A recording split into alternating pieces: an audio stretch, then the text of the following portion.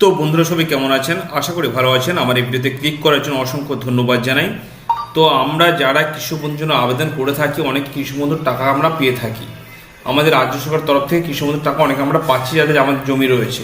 কিন্তু যাদের জমি নেই তাদেরও কিন্তু এবার থেকে সরকার টাকা দেবে বলে সিদ্ধান্ত করেছে, এবং অনেকেই দুয়ারে সরকার ক্যাম্পের মাধ্যমে আবেদনও করেছেন।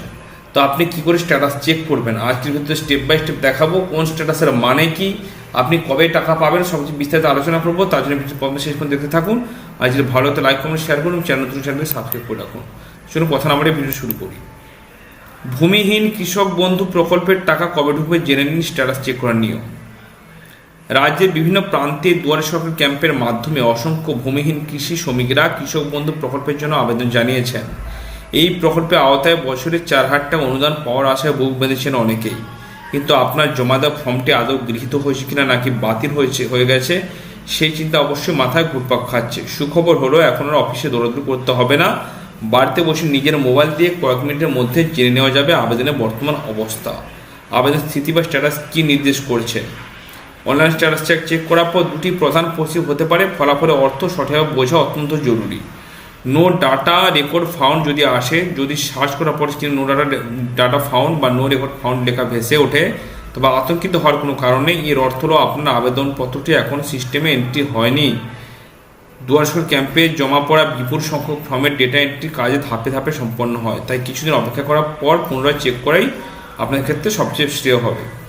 এবার পেন্ডিং বা অ্যাপ্রুভ যদি দেখা যায়, যদি আপনার তথ্য দেখা যায় তবে স্ট্যাটাসের ঘরে যে নজর দিন, সেখানে পেন্ডিং লেখা থাকার অর্থ যাচাই প্রক্রিয়া চলছে। আর যদি অ্যাপ্রুভ লেখা থাকে তবে বুঝবেন আপনার আবেদন সফলভাবে গৃহীত হয়েছে। যেহেতু এটি ভূমিহীনদের জন্য আবেদন, তাই জমির পরিমাপের ঘরটি শূন্য বা ফাঁকা থাকতে পারে, যা স্বাভাবিক। অনলাইনে স্ট্যাটাস চেক করার সহজ পদ্ধতি, প্রযুক্তির কাজে লাগিয়ে আপনি সহজে চেক করে দেখে নিতে পারেন। তো চলুন অনলাইনে আপনি কীভাবে চেক করবেন স্ট্যাটাসটা, সেটা আপনাকে একবার দেখে দিই আমি। যে কোনো ব্রাউজারে চলে যাবেন, যাওয়ার পরে এখানে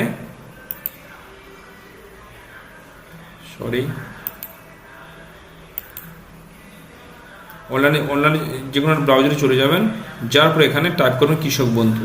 এরপরে কৃষক বন্ধু অপশান রয়েছে, এখানে ক্লিক করবে।